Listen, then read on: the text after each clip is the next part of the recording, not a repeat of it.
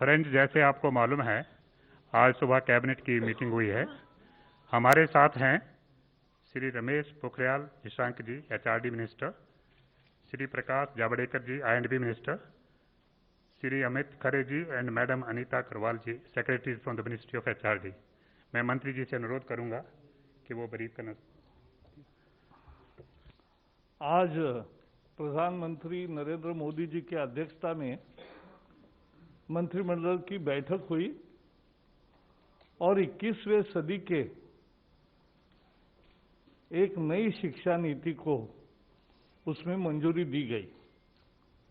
यह बेहद महत्वपूर्ण है क्योंकि 34 साल से शिक्षा नीति में परिवर्तन नहीं हुआ था और इसलिए आज का ये जो परिवर्तन है और जो नई शिक्षा नीतियां है, मुझे विश्वास है कि पूरा समाज और सभी देशवासी इसका स्वागत करेंगे और दुनिया के शिक्षाविद भी इसको निश्चित रूप से सराहना करेंगे। So friends, as today we have Ramesh Pokhriyal ji also, but I'll request first Secretary, who will do first? Amit Khare ji, to his Secretary of Higher Education, so he'll do a presentation because बहुत सारे मुद्दे हैं और बहुत मुद्दों को ढंग से समझने के लिए एक अच्छा प्रेजेंटेशन है, सबको मिलेगा भी और प्रेस रिलीज भी डिटेल्ड है, वो भी मिलेगा।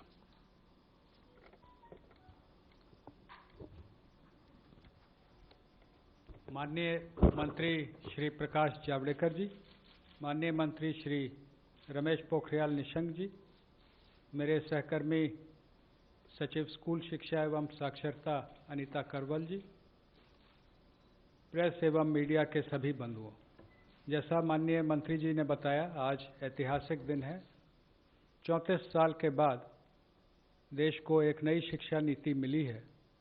मैं संक्षिप्त प्रस्तुतिकरण के माध्यम से पुरानी शिक्षा नीति के मुकाबले हम नई शिक्षा नीति में कहाँ हैं, जो बड़े परिवर्तन हैं वो क्या हो रहे हैं उच्च शिक्षा, स्कूल शिक्षा में, और इसका क्या आउटकम रहेगा, कितने छात्र छात्राएं लाभान्वित होंगे, किस प्रकार से नए संस्थान खुलेंगे, इस पर एक प्रेजेंटेशन है सर, ज़्यादा लंबा नहीं है, it is 11 slides. I'll just give you the background that starting with the University Education Commission way back in 1948, there was Secondary Education Commission followed by Kothari Commission. And Kothari Commission was the one which led to the formulation of the National Policy on Education in 1968.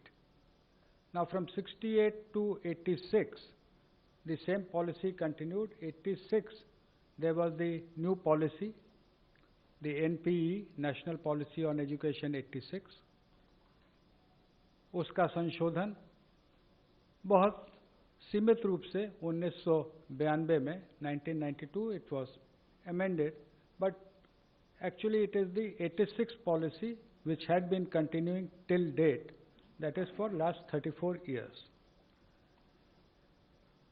सरकार ने 2 समितियां बनाई, एक TSR Subramaniam की समिति जिसने मई 2016 में अपना प्रतिवेदन दिया था, और उसके बाद डॉक्टर के कस्तूरी रंगन जो प्रसिद्ध वैज्ञानिक हैं, इसरो में रह चुके हैं, चेयरमैन थे स्पेस कमीशन के, विभिन्न इंस्टीट्यूट्स के वो चांसलर हैं, बोर्ड ऑफ गवर्नर्स के डायरेक्टर हैं, शिक्षा से उनका जुड़ाव है, और शिक्षक और अन्य स्कूल शिक्षा, उच्च शिक्षा दोनों से जुड़े हुए जो बड़े वैज्ञानिक हैं या एकेडमिक हैं, उनकी कमेटी बनाएगी। कमेटी के डिटेल अंतिम स्लाइड में मैं दूंगा, कुछ जानकारी भी उसके बारे में आपको उपलब्ध कराऊंगा। नेक्स्ट। एक महत्वपूर्ण बात यह है कि सरकार के जो निर्देश हैं उसके आलोक में एक व्यापक कंसल्टेशन किया गया। It has been widely consulted, and just to give you an idea, through MyGov platform we approached all the 2.5 lakh gram panchayats for their suggestions. Then when the draft committee report of Dr. Kasturi Rangan's draft National Education Policy was presented, we got it translated into 22 languages. Again, there were widespread consultations. There was education dialogue with honorable members of parliament. There was a special meeting of Central Advisory Board of Education on 21st of September last year. There was also a special meeting, Parliamentary Standing Committee on Human Resources had taken a special meeting on 7th of November. So there has been wide consultation not only with the governments, state governments, with central ministries, state governments, with the academia, but also the involvement of the common people. लोगों से राय ली गई कि आप अपनी शिक्षा नीति में क्या देखना चाहते हैं, और इसके आधार पे जो शिक्षा नीति और उसके बड़े रिफॉर्म्स हैं, उसमें उच्च शिक्षा में हम 2035 तक 50% GER ग्रॉस एनरोलमेंट रेशियो तक पहुंचेंगे, और उसके लिए होलिस्टिक एजुकेशन की नई व्यवस्था लाई जा रही है, जिसका सबसे बड़ा अंग है मल्टीपल एंट्री एंड एग्जिट। आज की व्यवस्था में यदि 4 साल इंजीनियरिंग पढ़ने के बाद या 6 सेमेस्टर पढ़ने के बाद किसी कारणवश मैं आगे नहीं पढ़ सकता हूं, तो मेरे पास कोई उपाय नहीं है, मैं आउट ऑफ द सिस्टम हो जाता हूं।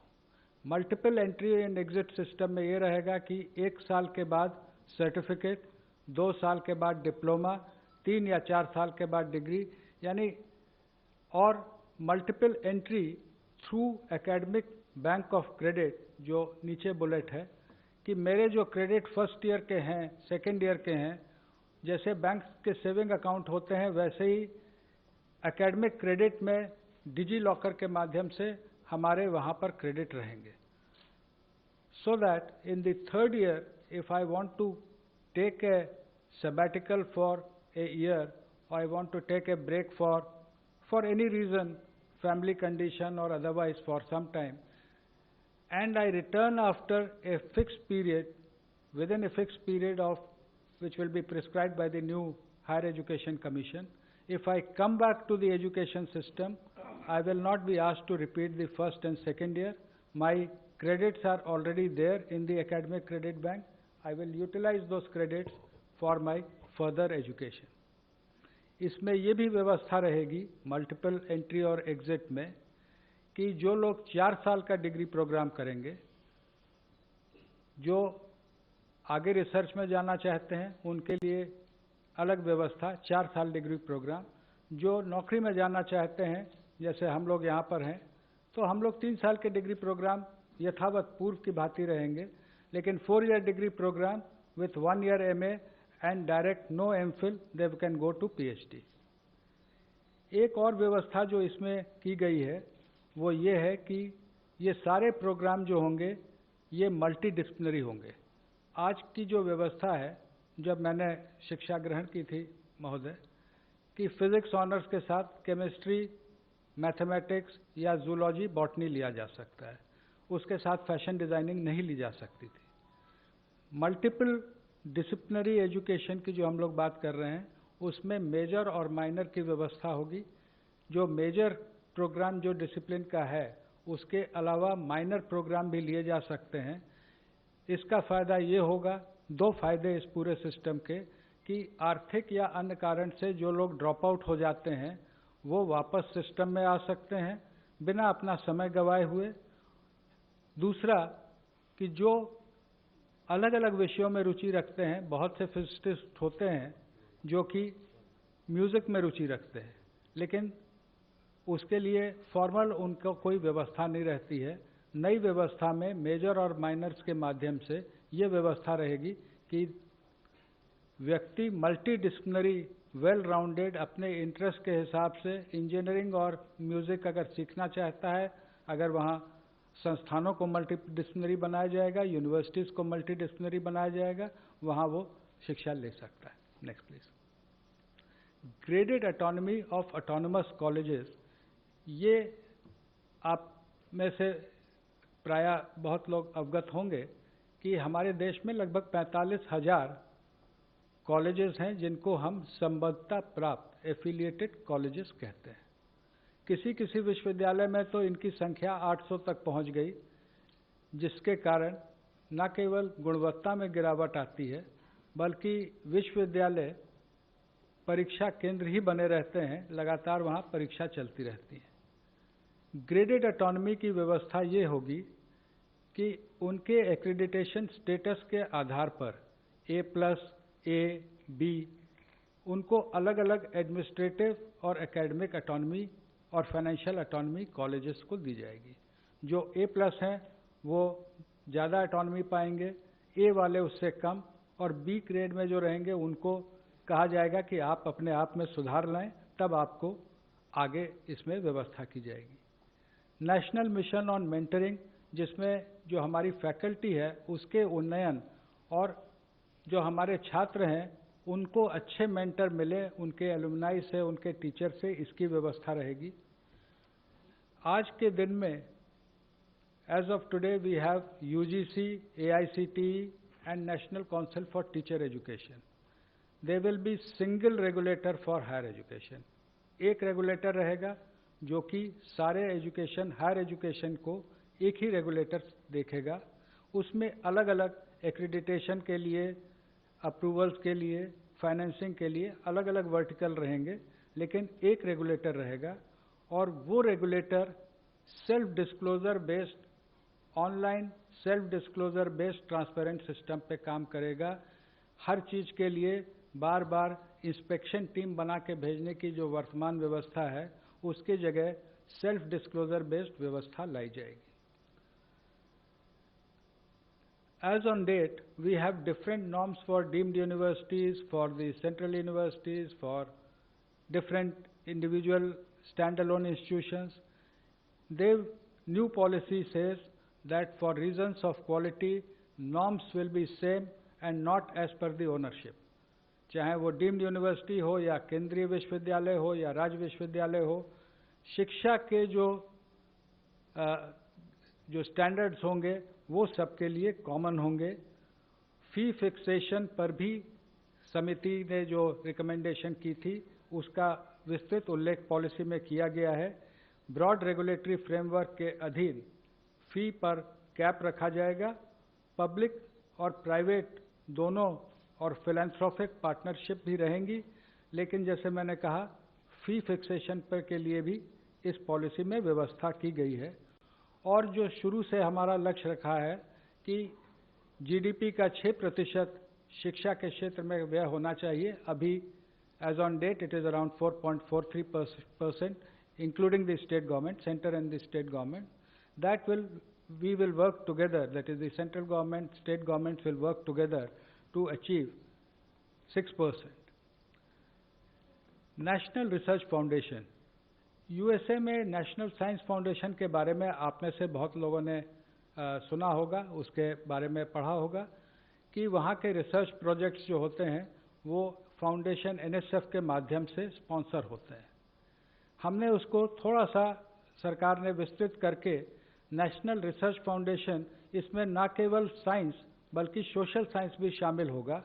और ये नेशनल रिसर्च फाउंडेशन जो बड़े प्रोजेक्ट हैं उनकी फाइनेंसिंग करेगा। और इससे हम समझते हैं कि शिक्षा के साथ रिसर्च में जो हमको आगे आना है, जो रिसर्च, इनोवेशन, पेटेंटिंग, इसमें हम आगे बढ़ सकेंगे। शिक्षा के अंतर्राष्ट्रीयकरण के बारे में पॉलिसी ने विस्तार से चैप्टर 12 में उल्लेख किया है। और उल्लेख ये है कि हम अपने देश के शिक्षा को, की उच्च शिक्षा को इस स्तर का बनाएंगे कि बाहर के विद्यार्थी हमारे साथ आएँ और जो एक्सचेंज होते हैं वो देश के उच्च शिक्षण संस्थानों और विदेश के हाई रैंकिंग उच्च शिक्षण संस्थानों के बीच हों। स्टैंड अलोन जो हमारे इंस्टीट्यूशंस हैं उनको मल्टीडिसिप्लिनरी बनाने की ओर हम बढ़ेंगे। टेक्नोलॉजी का व्यापक उपयोग ड्राफ्ट पॉलिसी में भी उल्लेखित था। कोविड के कारण पूर्व से ही व्यापक उपयोग होने लगा है। पॉलिसी में लिखा है कि टेक्नोलॉजी का व्यापक उपयोग होगा विथ इक्विटी, यानी हम समावेशी रूप से टेक्नोलॉजी का उपयोग करेंगे, लेकिन इस प्रकार से करेंगे कि जो हमारे साथी पीछे हैं या जो आर्थिक कारणों से जिनके पास डिवाइस या कनेक्टिविटी में रुकावट है, तो हम उनको साथ लेते हुए आगे बढ़ेंगे। No child should be left behind. Technology will be used, but every child will be taken on board. Indian knowledge system के बारे में जो विस्तार से चर्चा की गई है, लेकिन सभी भाषाओं पर ध्यान देते हुए जो हमारे इंस्टीट्यूट्स हैं, लैंग्वेज फैकल्टी के रिसर्च जो लैंग्वेज पे होता है, जो क्लासिकल इंस्टीट्यूट हैं जैसे क्लासिकल तमिल, क्लासिकल तेलुगु, कन्नड़, और जो CIL मैसूर है जिसमें और इंडियन लैंग्वेजेस हैं, उन सब पे ये जोर दिया जाएगा कि जो साइंटिफिक और लिटरेचर है जो अलग अलग भाषाओं का है उसको हम लोग आगे लाएं, और ट्रेडिशनल आर्ट्स जो आर्ट्स यानी कि उसमें क्राफ्ट्स भी सम्मिलित हैं, लोक विद्या जिसको हम कह सकते हैं, जो पीछे कई बार हम लोग मॉडर्नाइज होने के लिए आगे बढ़ते हैं लेकिन जो हमारे लोक विद्याएं छूट जाती हैं उनको भी हम आगे ले जाएंगे। और टेक्नोलॉजी का जैसे मैंने आपसे उल्लेख किया, यूज़ ऑफ टेक्नोलॉजी, इसमें 4 मुख्य हैं। शिक्षा की जो योजना बनेगी, education planning, teaching, learning and assessment, जो समस्याएं आज देखने को आ रही हैं विशेषकर असेसमेंट में, एग्ज़ाम्स के बारे में। टीचिंग, लर्निंग एंड असेसमेंट में हम टेक्नोलॉजी का इस प्रकार उपयोग करेंगे कि semester wise, mid semester wise ये टेक्नोलॉजी के उपयोग से 360 डिग्री असेसमेंट होगा। उसका उल्लेख जब स्कूल में आएंगे तो आप हमारे सहकर्मी करेंगी। मैंने पहले भी कहा, access to the disadvantage groups, disadvantage could be economical, disadvantage could also be due to differently abled persons, उनके बारे में भी विशेष उल्लेख है कि दिव्यांगजनों के लिए टेक्निक का और टेक्नोलॉजी का उपयोग कर हम कैसे उनको शिक्षा में आगे बढ़ाएंगे। ई कंटेंट इन रीजनल लैंग्वेजेस, कई बार हमारा विशेषकर जो साइंटिफिक इंस्टीट्यूशंस में फोकस पूरी तरह से इंग्लिश पे हो जाता है या कहीं कहीं पे हिंदी पे रहता है, लेकिन जो ई कोर्सेज रहेंगे वो कम से कम 8 भाषाओं में, ये मंत्री जी ने बीच में ही निर्णय लिया है कि देश की जो प्रमुख 8 भाषाएं हैं, तमिल, तेलुगु, कन्नड़, मलयालम, इधर गुजराती, मराठी और ओडिया, बंगाली, तो इनमें हम ई कोर्सेज डेवलप करेंगे। केवल इंग्लिश हिंदी में नहीं बल्कि रीजनल लैंग्वेजेस में भी ई कोर्स रहेंगे। वर्चुअल लैब्स पर कार्य IIT मद्रास ने शुरू कर दिया है। बहुत से कॉलेजेस में लैब्स नहीं रहते हैं या स्कूल में लैब की वैसी व्यवस्था नहीं रहती है। आजकल सिमुलेटर टाइप के लैब नई टेक्नोलॉजी में आ गए हैं, उनको ला करके लैब का actual field hand on experience हम वर्चुअल लैब से कराएंगे। इसके लिए एक नेशनल टेक्नोलॉजी फोरम, कोई अलग से ये ब्यूरोक्रेसी बढ़ाने का नहीं है, लेकिन private sector, government sector, educationist, technologist, इन सबको एक जगह लाने की ये व्यवस्था होगी। मैं इसके साथ ही अनुरोध करूंगा, स्कूल एजुकेशन के प्रमुख जो रिफॉर्म्स हैं उस पर सचिव स्कूल शिक्षा बताएंगे। माननीय मंत्री जी श्री जावड़ेकर जी, माननीय मंत्री श्री निशंक जी, सचिव उच्च शिक्षा श्री खरे जी, PIB से कुलदीप जी और प्रेस के मित्रों, जैसा कि सर ने कहा मैं यहीं से शुरू करती हूँ। ये जो पूरी जो हमारी पॉलिसी आज आई है बाहर, उसमें 27 मेजर हेडिंग्स हैं। सर टेक्नोलॉजी से 27 जो मेजर हेडिंग्स हैं उसमें 10 हेडिंग्स सिर्फ स्कूली शिक्षा के लिए हैं, 10 हेडिंग्स सिर्फ उच्च शिक्षा के लिए हैं, लेकिन 7 हेडिंग्स ऐसे हैं जो कॉमन हैं, और वो जो कॉमन है उसमें ये टेक्नोलॉजी और ऑनलाइन एजुकेशन भी है। तो जैसा कि सर कह रहे थे कि ऑनलाइन एजुकेशन और टेक्नोलॉजी, जो आप ऊपर जो 4 बुलेट देख रहे हैं, टेक्नोलॉजी का जो यूज़ है एजुकेशनल टेक्नोलॉजी का, वो ऑनलाइन एजुकेशन मतलब सेकेंड बुलेट है। टीचिंग, लर्निंग एंड असेसमेंट के लिए तो यूज़ होगा ही, लेकिन एजुकेशनल टेक्नोलॉजी जो बाकी एरियाज़ हैं उसके लिए भी यूज़ करने के लिए काफ़ी डिटेलिंग है उसमें। अब हम स्कूल के रिफॉर्म्स की तरफ आएँ तो इसमें काफ़ी पाथ ब्रेकिंग रिफॉर्म्स हैं जो कि इनफैक्ट पहली बार किसी भी एजुकेशन पॉलिसी में आई है। सबसे पहली चीज़ तो 1986 में जैसा कि ICDS स्कीम का इंट्रोड्यूस किया गया था, लेकिन इस बार जो है वो early childhood care and education के लिए एक पूरा करिकुलम बनाने की बात है। करिकुलम के अलावा यूनिवर्सलाइजेशन जो सस्टेनेबल डेवलपमेंट गोल्स में भी जो लिखा हुआ है, तो इस शिक्षा को जो पूर्व प्राथमिक शिक्षा होती है उसकी यूनिवर्सलाइजेशन की बात की गई है। इसका जो करिकुलम है वो NCERT के द्वारा डेवलप होगा और 3 से 6 वर्ष के जो बच्चे हैं जो आंगनवाड़ी में भी पढ़ते हैं, कुछ बच्चे प्री स्कूल में भी पढ़ते हैं, उन दोनों सिस्टम्स को कंटिन्यू करके वहाँ पे एक play based, activity based, flexible, multifaceted जो करिकुलम होता है वो लागू किया जाएगा, जिसके लिए ट्रेनिंग की जाएगी। दूसरा जो एक बहुत बड़ा इसमें निर्णय है वो है कि जो बुनियादी शिक्षा होती है, जो बच्चे 6 से 9 वर्ष के होते हैं, जो कक्षा 1 से 3 में पढ़ते हैं, उनके लिए बेसिक लिटरेसी यानी कि साक्षरता, बेसिक न्यूमरेसी जो संख्या ज्ञान होता है, इन दोनों चीज़ों के ऊपर फोकस करते हुए एक नेशनल मिशन सेटअप किया जाएगा जो सिर्फ इस चीज़ के ऊपर फोकस करेगी और पूरे देश के बच्चों की ट्रैकिंग करके वो बच्चे कक्षा 3 तक फाउंडेशनल लिटरेसी और न्यूमरेसी को अचीव कर लें, ये उसका ऑब्जेक्टिव रहेगा।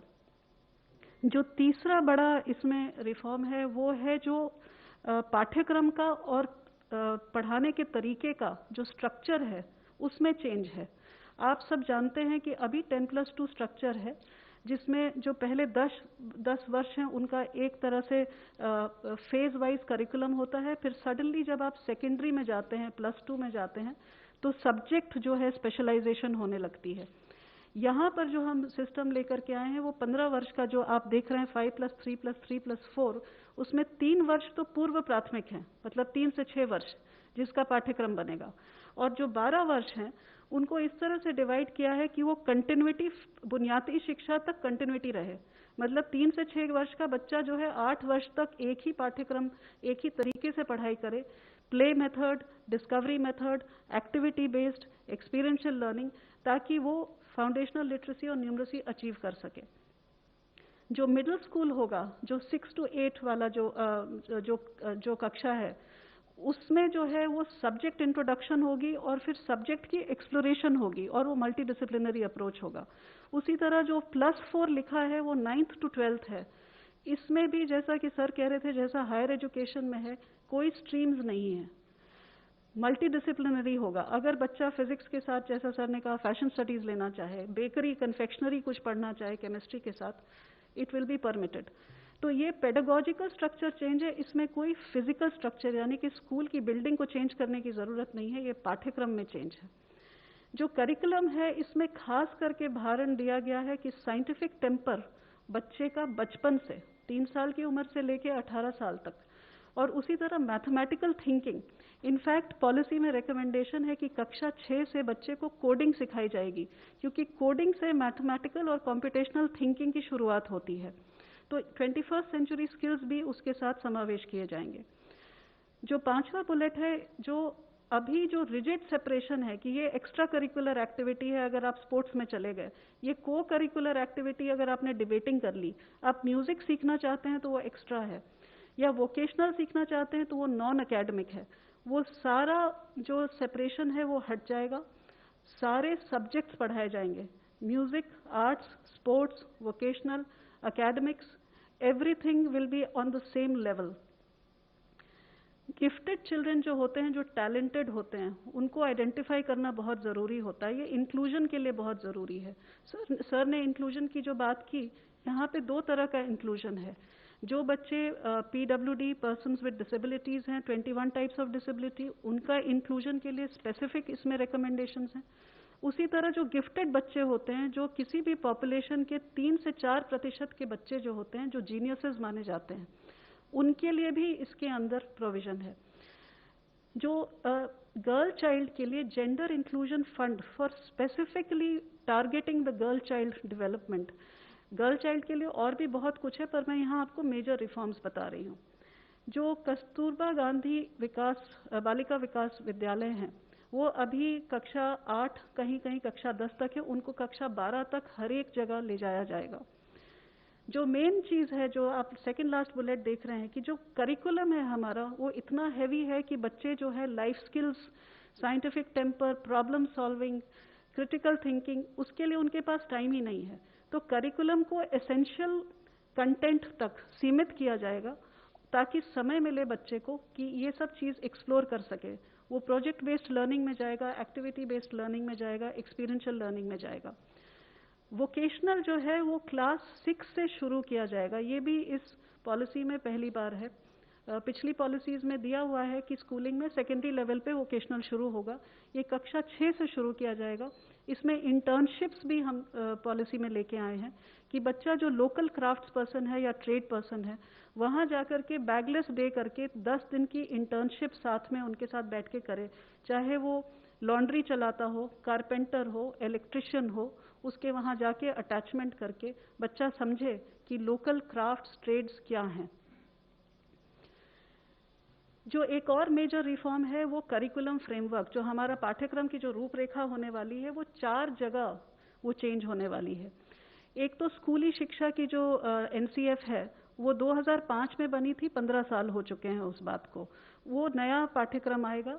उसी तरह से जो टीचर्स एजुकेशन जो 2009 में बनी थी, 11 साल पहले, वो भी अब हम हाथ पर लेंगे। जो अर्ली चाइल्डहुड एजुकेशन की मैंने आपसे जो बात करी कि वो भी जो है अब की बार पहली बार इस तरह से बनेगा कि 0 से 3 वर्ष का सब फ्रेमवर्क बनेगा जिसमें पेरेंट्स को बताया जाएगा कि आप घर पे क्या कर सकते हैं, और 3 से 6 वर्ष का आंगनवाड़ी के अंदर या प्री स्कूल में अगर बच्चा है तो उसके लिए बताया जाएगा। बोर्ड एग्जाम, इसके ऊपर काफ़ी विस्तृत में पॉलिसी में लिखा हुआ है। बोर्ड एग्जाम जो है उसका महत्व जो है उसको कम करने के लिए बहुत सारे तरीके बताए गए हैं। फर्स्ट ऑफ ऑल ये कहा गया है कि मॉड्यूलर एग्जाम्स हो सकते हैं, साल में 1 बार होना ज़रूरी नहीं है, 2 बार हो सकते हैं। बोर्ड एग्जाम्स के लिए हर सब्जेक्ट को, मैथमेटिक्स से शुरू करते हुए हर सब्जेक्ट को 2 लेवल पे ऑफर किया जा सकता है। और तीसरा ये भी कहा गया है कि बोर्ड एग्जाम को 2 भाग में बांटा जाए, ऑब्जेक्टिव एंड डिस्क्रिप्टिव। इस तरह से काफ़ी सारे इसके अंदर पॉलिसी में चीज़ें लाई गई हैं बोर्ड एग्जाम्स के लिए। और ये भी कहा गया है कि बोर्ड एग्जाम सिर्फ नॉलेज के एप्लीकेशन को टेस्ट करे, रोट लर्निंग को नहीं, जो आप रट करके जाते हैं उसको नहीं, लेकिन वहाँ जा करके जो रोज़मर्रा की ज़िंदगी में आपके नॉलेज को अप्लाई करने की बात है उसको टेस्ट किया जाए। जो शिक्षा का माध्यम है उसमें ये लिखा है कि जहाँ तक पॉसिबिलिटी हो वहाँ तक 5वीं कक्षा तक मातृभाषा या नहीं तो क्षेत्रीय भाषा हो या घर की जो भाषा बोली जाती है उसमें पढ़ाया जाए, और हो सके तो 8वीं तक पढ़ाया जाए और उसके आगे भी पढ़ाया जाए जहाँ पॉसिबल हो।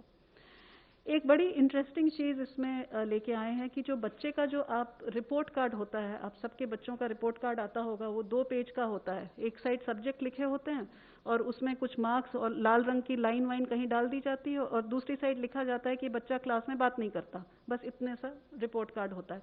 ये एक होलिस्टिक रिपोर्ट कार्ड की बात हो रही है। इसमें 3 तरह के मूल्यांकन होंगे। एक तो खुद बच्चा अपना मूल्यांकन करेगा, दूसरा सहपाठी जो उसके हैं वो उसका मूल्यांकन करेंगे, और तीसरा उसके शिक्षक उसका मूल्यांकन करेंगे। और ये जो रिपोर्ट कार्ड है इसमें हर साल इस बच्चे को कौन सी लाइफ स्किल इस बच्चे में समावेश होनी चाहिए वो लिखा होगा, पेरेंट्स के साथ चर्चा होगी, और वो हर लाइफ स्किल के ऊपर चर्चा करता हुआ रिपोर्ट कार्ड बनेगा, जो हम लोग आर्टिफिशियल इंटेलिजेंस पे बेस करके जब बच्चा 12वीं कक्षा में निकलेगा तो उसके पास अपने पिछले 15 साल का पूरा एक, जिसको कहते हैं कच्चा चिट्ठा होगा, जिसमें लिखा होगा कि वो कौन कौन सी स्किल्स उसने इम्बाइब करी हैं। हर एक बच्चे का, चूंकि हम बुनियादी शिक्षा के ऊपर बहुत जोर देने वाले हैं, तो ऐसे हर एक बच्चे का लर्निंग आउटकम्स हमको ट्रैक करना पड़ेगा कि उस बच्चे ने बुनियादी शिक्षा, लिटरेसी और न्यूमरेसी उसको अचीव की है या नहीं, तो वो उसकी बात की गई है। एक नेशनल असेसमेंट सेंटर जिसका नाम परख रखा गया है, परख stands for performance assessment review and analysis of knowledge for holistic development. बच्चे को परखने के लिए क्या करना चाहिए, ये जो सेंटर है, जो हमारे देश में करीब अभी 60 रिकग्नाइज्ड स्कूल बोर्ड्स हैं, उनके लिए स्टैंडर्ड्स, नॉर्म्स, गाइडेंस, ये पहली बार हो रहा है, ये किसी शिक्षा नीति में पहले कभी नहीं आया है। ये गाइडलाइंस देंगे ताकि जो हर एक स्कूल बोर्ड है एक बेंचमार्क जो सेट किया जा रहा है वहां तक पहुंच सके। एनटीए जो है नेशनल टेस्टिंग एजेंसी, वो हर एक यूनिवर्सिटी और कॉलेज को ऑफर करेगी एक एंट्रेंस एग्जामिनेशन, ताकि जो बच्चे हैं एक कॉमन एग्जामिनेशन से कॉलेज और यूनिवर्सिटी में एडमिशन ले सके। ये मैंडेटरी नहीं है, ये ऑफर होगा एनटीए की तरफ से। टीचर्स के लिए एक नेशनल प्रोफेशनल स्टैंडर्ड तैयार किया जाएगा, जिससे टीचर की रोल एक्सपेक्टेशन क्या है और टीचर को किस बेंचमार्क पे पहुंचना है उसके बारे में एक स्टैंडर्ड तैयार किया जाएगा। ये एनसीईआरटी और एनसीटीई मिलकर तैयार करेंगे और ये पूरे देश में लागू होगा। बुक्स की प्रमोशन के लिए ये पढ़ना कितना ज़रूरी है इसके ऊपर हम लोग बहुत जोर दे रहे हैं, क्योंकि बच्चा अगर पढ़ नहीं पाता है तीसरी कक्षा तक तो वो आगे उसका पढ़ाई जो है उसकी बहुत सीमित हो जाती है। तो books, reading and promotion policy, उसी तरह डिजिटल लाइब्रेरीज के ऊपर जोर रहेगा।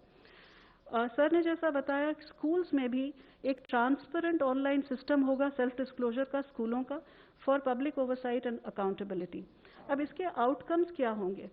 पहली चीज तो मैंने जैसे कि कहा कि पूर्व प्राथमिक शिक्षा से लेकर के सेकेंडरी स्कूलिंग का यूनिवर्सलाइजेशन 2030 तक करने की बात है, क्योंकि सस्टेनेबल डेवलपमेंट गोल से ये पॉलिसी अलाइंड है। दूसरी चीज की जो बुनियादी शिक्षा है, हर बच्चा जो कक्षा 3 में पहुंचेगा उसकी बुनियादी शिक्षा अचीवमेंट हो, वो 2025 मतलब 6 साल के अंदर करने की बात है। 100% GER सेकेंडरी लेवल की 2030 तक। जो हमारे बच्चे आउट ऑफ स्कूल हैं वो हर एक बच्चे को हमें वापस लाना है। जो टीचर्स हैं उनको जो अब नए तरीके से असेसमेंट होने वाला है, मूल्यांकन का तरीका बदलने वाला है, उसके लिए उनकी तैयारी 2023 तक करके उसको हमें लागू कर देना है। जो इंक्लूजन के लिए सर ने ऑलरेडी बात कर ली है कि हमको सारे बच्चों को, हर तरह के बच्चों को, किसी भी बैकग्राउंड से हो, किसी कम्युनिटी से हो, किसी कास्ट से हो, किसी रिमोट एरिया से हो, हर तरीके के बच्चों को समावेश करने के लिए स्पेशल पॉलिसी एस्पेक्ट्स हैं, वो 2030 तक सब पूरे किए जाएंगे। बोर्ड एग्जाम्स का मैंने आपको बता ही दिया है। हर बच्चे का इसमें ये लिखा है कि जब वो स्कूल से निकलेगा तो एक स्किल, एक वोकेशनल स्किल उसको वो हासिल करके निकलेगा। ये भी इसमें पॉलिसी में लिखा है। और जो कॉमन जो स्टैंडर्ड्स बन रहे हैं जो सेल्फ डिस्क्लोजर के, वो पब्लिक स्कूल्स और प्राइवेट स्कूल्स के लिए कॉमन रहेंगे, दोनों को एक ही स्टैंडर्ड में पहुंचने का है।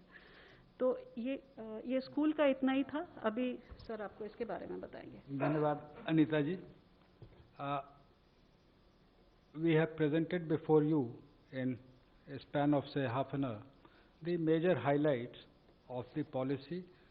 We would again state that it is aimed at bringing transformational change, not incremental change, but transformational change in both higher education sector and the school education. The new system in school will be 5+3+3+4 in place of 10+2. In higher education, there will be multiple entry and exit system, introduction of 4-year courses, common regulatory system by a common regulator, single regulator, National Research Foundation. These are the important highlights of the new policy. प्रारंभ में ही मैंने निवेदन किया था कि doctor कस्तूरी रंगन की अध्यक्षता में समिति बनी थी। इस अवसर पर मंत्रालय, सर आपकी अनुमति से मंत्रालय की ओर से उनका और सभी मेंबर्स का मैं आभार व्यक्त करना चाहूँगा और एक जानकारी अपने मीडिया बंधुओं को देना चाहूँगा कि डॉक्टर कस्तूरी रंगन से मेरी बात हुई है और उन्होंने कहा है कि अगर मीडिया के कोई बंधु उनसे, इसीलिए उनके कॉन्टैक्ट डिटेल दिए गए हैं। If any one of you wish to contact him, he will be available. He is in Bangalore. He will be available for any queries. Thank you, sir. सभी को धन्यवाद। और नेक्स्ट सर, जैसे multilingualism मैंने कहा जी, सभी भाषाओं में आप सभी को धन्यवाद। सबको धन्यवाद है। आप पोखरियाल जी, आप समापन करेंगे।